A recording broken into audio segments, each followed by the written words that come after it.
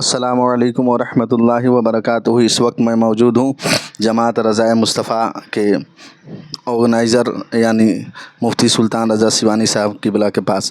میں ان سے جاننا چاہتا ہوں کہ اس روز جو باتیں ہوئی تھی محیدی پور جلسہ حسام الحرمین یا فیضان اولیاء کانفرنس ایسا کچھ نام تھا، جس میں لوگوں کا کہنا ہے کہ مفتی سلطان رضا صاحب سیوانی نے غلط بولا ہے اور غلط بیانی کی ہے، جسے رجوع کرنا چاہیے، توبہ کرنا چاہیے۔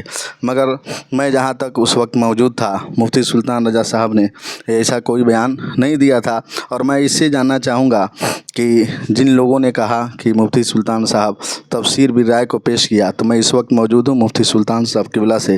حضور، میں آپ سے جاننا چاہوں گا کہ آپ اس کے تعلق سے کچھ باتیں بتائیں تاکہ لوگوں کو یقین ہو کہ ہم لوگ یا آپ صحیح راستے پر حق بات بتائیے۔ السلام علیکم ورحمۃ اللہ وبرکاتہ۔ نعمتی نیٹ ورک کا میں ممنون و مشکور ہوں۔ آپ کا سوال یہ تھا کہ اس روز آپ نے جو بیان کیا، بے شک میں نے تقریر کی اور میں نے عورتوں کی حفاظت کے تعلق سے اس روز گفتگو کی تھی، اور میں نے کہا تھا کہ اسلام نے عورتوں کو کھیتیا کہا ہے، جیسے تم کھیتیوں کی حفاظت کرتے ہو ویسے ہی بیٹیوں کی حفاظت کرو۔ اس تقریر میں کوئی شرعی خرابی نہیں تھی، لیکن بعد میں ہمارے بعض احباب نے پھر میری دوسرے جلسے کی دوسری تقریر کا ویڈیو وائرل کیا اور میرے پاس بھی بھیجا۔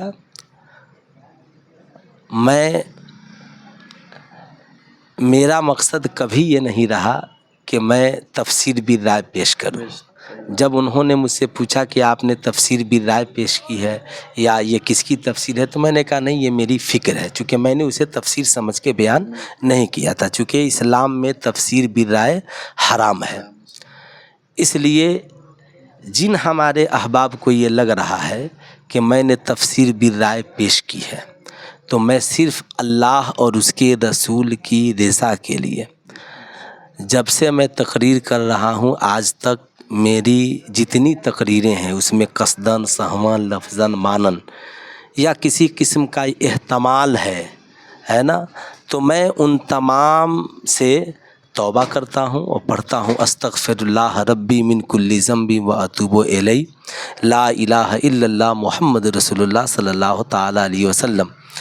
اور اللہ رب العزت مجھے حق بولنے اور دوسروں کو حق سمجھنے کی توفیق عطا فرمائے۔ بہت بہت شکریہ، سبحان اللہ۔ میں یہ باتیں بیان کی ابھی آپ سنیں، اور پھر میں یہ جاننا چاہوں گا کہ کتنے لوگ وہاں پر موجود تھے۔ بہت سارے علماء کرام موجود تھے۔ میں اس میں سے ایک حافظ معتصم رضا کی طرف میں اشارہ کر رہا ہوں کہ آپ اس دن اب موجود تھے، تو کیا اس کے تعلق سے آپ کیا کہنا چاہتے ہیں؟ السلام علیکم ورحمۃ اللہ وبرکاتہ۔ امید کرتا ہوں کہ آپ تمامی حضرات خیر و عافیت سے ہوں گے۔ آج ہم اور حکیم نسیم اختر حضرت علامہ مولانا مفتی سلطان رضا سیوانی صاحب کے آفس میں موجود ہیں۔ اس دن جو باتیں ہوئی تھی، ایک مولانا صاحب فرما رہے تھے، میں نے ایک ویڈیو سوشل میڈیا پہ دیکھا کہ ایک مولانا صاحب کہہ رہے تھے مفتی سلطان صاحب کو میں نے یہ بات کہی عورتوں کے بارے میں جو تقریر کیے تھے کہ مفتی سلطان صاحب یہ بہانہ لگا لیے کہ ہم کھانا کھانے کے لیے جا رہے ہیں۔ یہ سراسر جھوٹ ہے، کیونکہ میں خود موجود تھا۔ مفتی سلطان صاحب کھانا گھر سے کھا کے آئے تھے۔ لوگوں نے کہا مفتی سلطان صاحب سے کہ آپ کھانا کھائیے، تو مفتی سلطان صاحب نے کہا میں کھانا گھر سے کھا کے آیا ہوں۔ لیکن ایک مولانا صاحب کہہ رہے تھے، جب میں آپ ان سے سوال کیے تو مفتی سلطان صاحب یہ بہانہ بنا لیے کہ میں کھانا کھانے جا رہا ہوں۔ یہ سراسر جھوٹ ہے، میں خود وہاں پہ موجود تھا۔ بہت بہت شکریہ، آپ نے جو یہ باتیں بتائی بہت خوشی ہوئی، اور آپ کی ہر تقریر یا ہر بیان جو آپ لوگوں کو پیغام دینا چاہتے ہیں، اس سے آپ لوگوں کو کیا بتانا چاہتے ہیں؟ آپ ذرا اس پر روشنی ڈالیں۔ دیکھیے، الحمدللہ میری کوشش ہمیشہ رہی کہ ہماری قوم کی اصلاح ہو، اور اسی حوالے سے میں فکر پیش کرتا ہوں۔ میری نیت کبھی کسی کا دل دکھانا نہیں رہا۔ رہی بات کہ جو لوگ سوشل میڈیا پر بغیر مجھ سے رابطہ کیے، چونکہ جن مولانا صاحب سے گفتگو ہوئی انہوں نے تو یہ کہا کہ بھائی میں نے مضمون نہیں لکھا ہے اور میں اس میں شامل نہیں ہوں، تو جن لوگوں نے بغیر مجھ سے رابطہ کیے اور سوشل میڈیا پہ اناپ شناپ لکھ دیا تو انہیں بھی خدا کی بارگاہ میں جواب دینا ہے، اس لیے کہ مرد مومن چونکہ ایمان کے رشتے کے حساب سے سب آپس میں بھائی ہیں، تو ہر شخص کی پہلی ذمہ داری ہے کہ پہلے اس کی تحقیق کرے یا اس سے رابطہ کرے، اور رابطہ کر کے پہلے اس کی وضاحت چاہے۔ اگر وہ تیار نہیں ہو تب جا کر کے آپ کو یہ حق ہے کہ آپ اس کے بارے میں کچھ لکھیں یا پڑھیں، لیکن جب وہ تیار ہو تو پھر آپ کو جو ہے کہ اپنی طرف سے زبردستی کچھ لکھنے کا یا کیچڑ اچھالنے کا کوئی حق آپ کو نہیں پہنچتا ہے۔